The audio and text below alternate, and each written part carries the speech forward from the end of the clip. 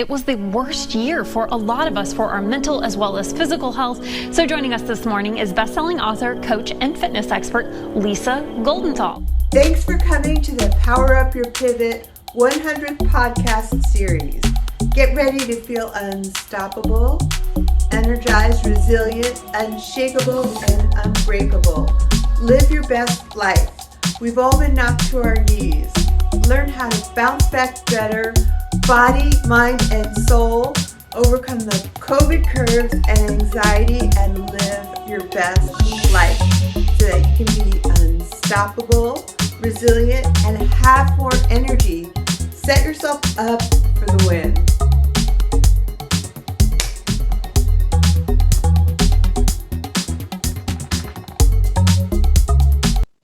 She's a cognitive trainer, best-selling author, international speaker, CEO of Lux Analytics, inventor of the Vision Journal, a science-based system that reorganizes the way people think.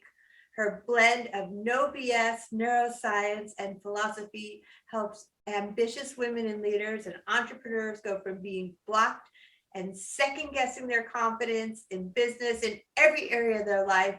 Her mission is to inspire millions of women to unleash their fearless vision, use failure as rocket fuel, and realize they are worthy and deserving of having it all.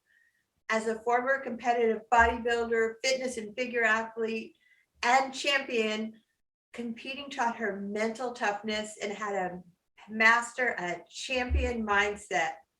Having been featured in over 100 media and TV publications, including the Wall Street Journal. Let's welcome Heather. Heather Picken, thank you for coming. Well, thank you so much, Lisa, for having me. I'm so excited to get a chance to sit down and talk to you again.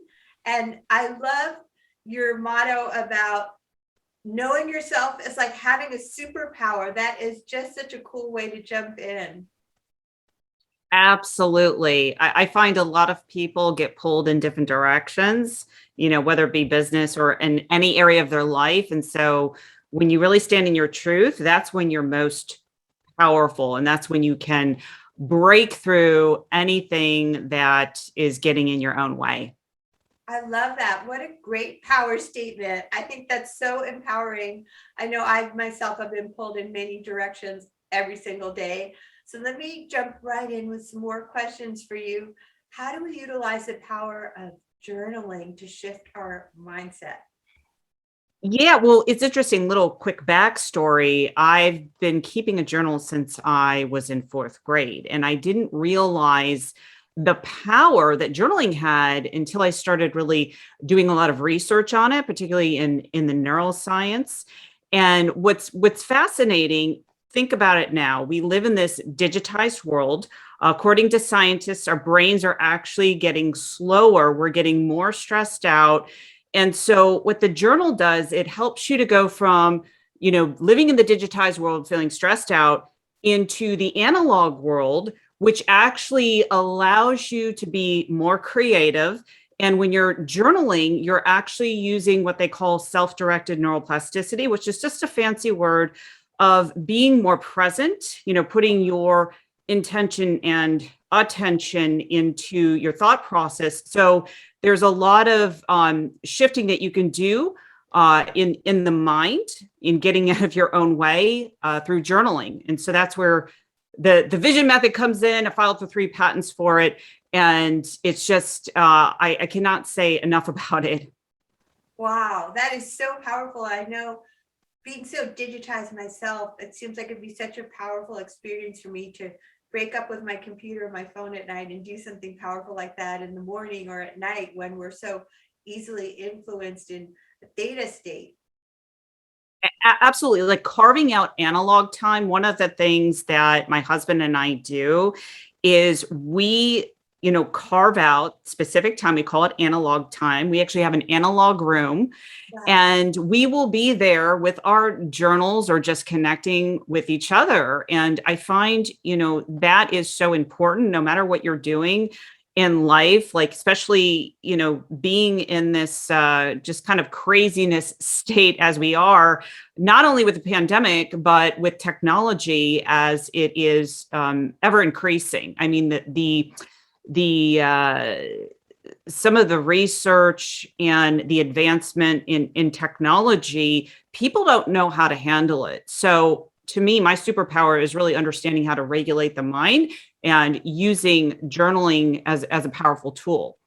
I love the fact that you're doing it also too as a couple, because it saddens me sometimes when I see young couples and older couples also too, just like this at their phone the whole time when they're at dinner or at a party, and it's all about them. And so I love it that you guys connect in that way that's not digitized. And I really feel like it's so good that you have this amazing posture too, because I feel like if we don't watch out, we're going to all be like this and have this huge, crazy hump neck in another couple of years. So good for you for being a leader. I also want to jump into another topic that I know that you're really powerful with this. Why do we need to embrace our inner critic?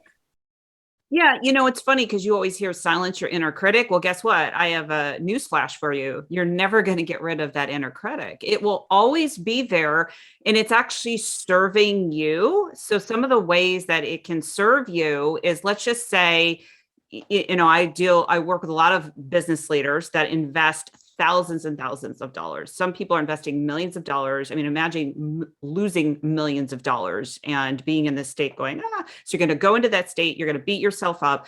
But what you have to realize is that the other side of that is what is the teaching moment for you, to balance out that other side. And also when you're blaming yourself around something or shaming yourself, realize that you can't break through to that next level. So wherever next level you want to go in your business, in your life, is you want to use that as a catalyst. You actually want to use that as fuel. So you could say, wow, I can really embrace this part of me blaming myself or beating myself up, because what it's doing, it's giving me some feedback to my conscious mind to say, you know what, maybe I'm not going to invest that $50,000 so quickly. So it gives you pause. It allows you to be more present. And the people at this is the greatest thing, Lisa, the people at the highest levels, CEOs, fearless leaders, they all beat themselves up. So it really is a benefit. Exactly. Myself included. And I've really come to this place of embracing that, because I find, very driven, ambitious people, as we get to those next levels, we're kind of peeling those layers, we will find criticizing. But if you don't know how to balance your mind out around that, then you're going to just carry that into a project or your relationship. So it really is a dance, living in the matrix of learning how to embrace that. So I really find it powerful. Well, thank you for sharing that. I feel like it personally, a little bit of sigh of like, like I know that it's good to have the awareness, and I know we're also critical, and I'm trying to work on the self-love piece every day. I have like 4 little notes in my phone that ping, and it's good to take that awareness, embracing it, because you're so right. It's never going to go away. And you're such a powerful leader. I know we both work with high-level executives and CEOs, and why is it so important to invest in self-care? This is so fascinating. When I'm working with people that they tend to categorize themselves or put a label as like, I'm a type A, what I find is they're working so much in their business. They really have a high value on their business. Then what can happen is they don't integrate the other parts of their life. So sometimes they can let their fitness go or their relationships go. And so if you're not investing in just like taking a break, and I'm a big believer, like I don't need a vacation, like my work is, play for me. So I don't have to escape anywhere. But what I'm talking about is the internal dialogue that you're using, going, I have to do this.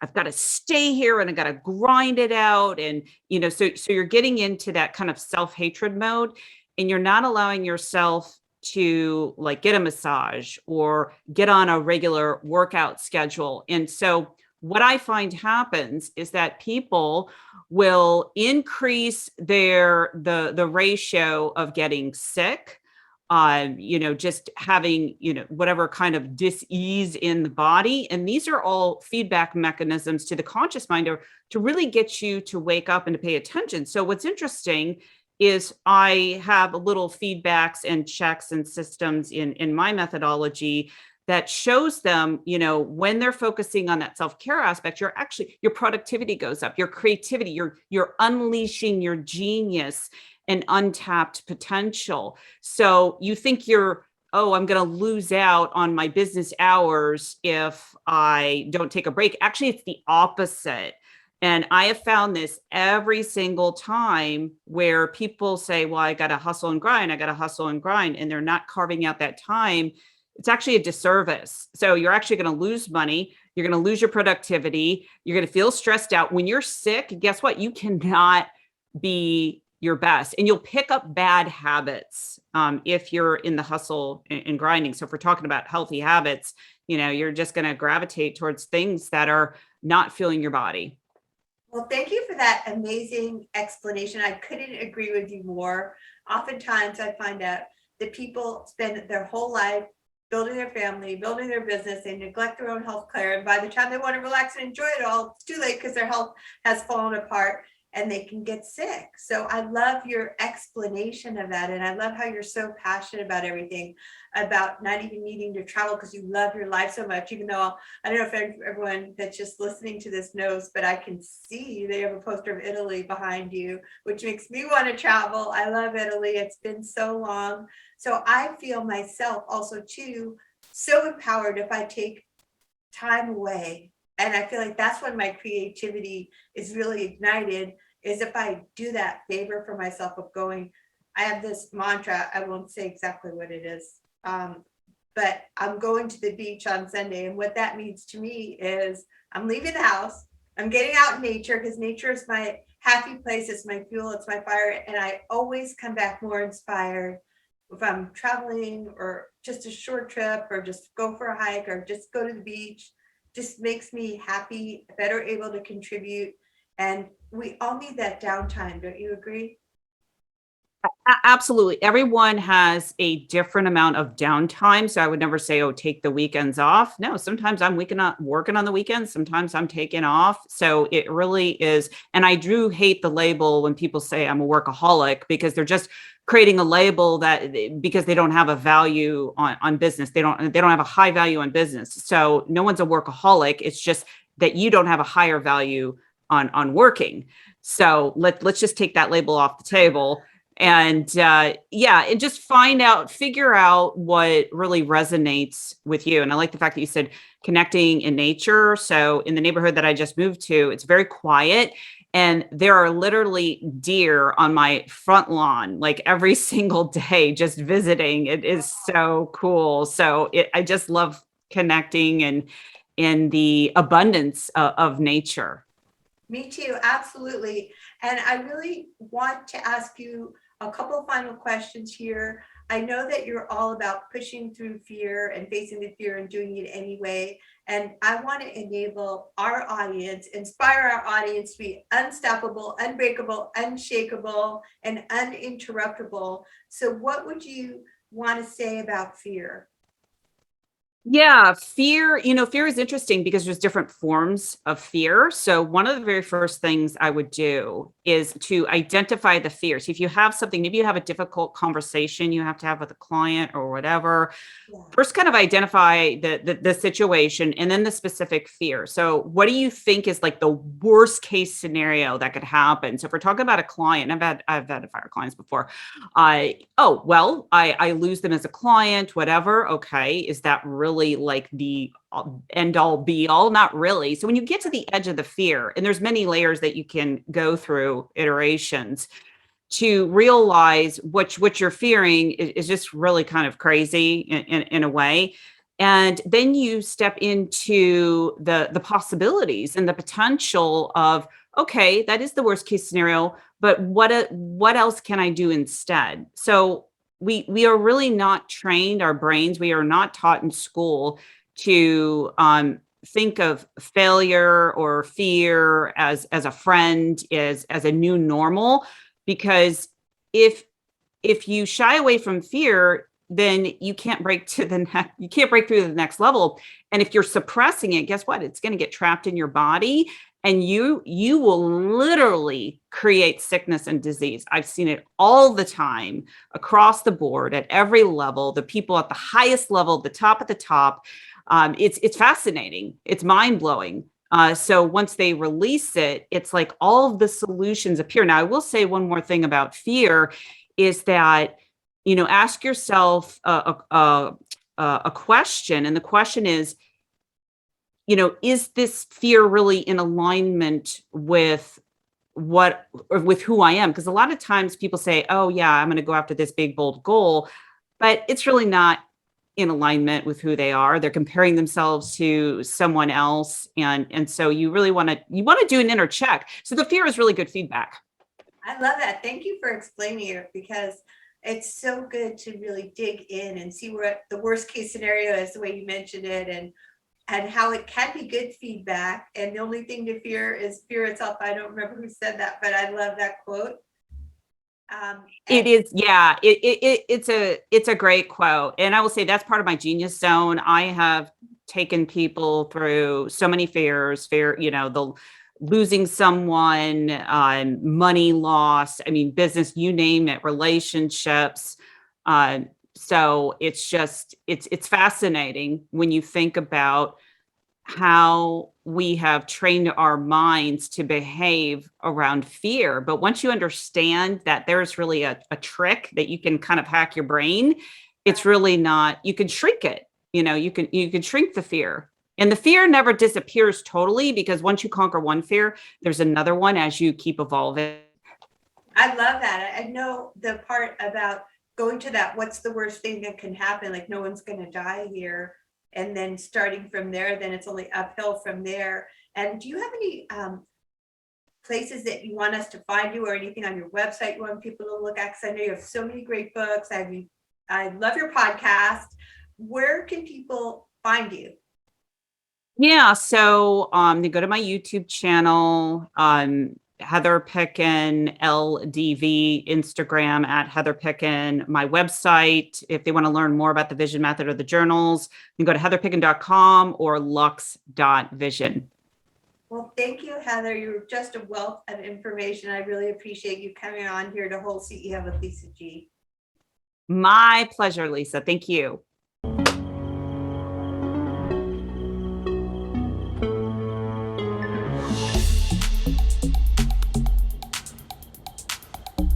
Thanks for coming to the Power to Pivot 100th podcast launch, Whole CEO with Lisa G. After over 20 years helping people lose weight and get fit, I'm excited to announce I have found the missing link. Message me if you want to learn how to look better, feel better, and go faster with a master. Don't forget to subscribe, rate, and review the podcast, and share it with your friends.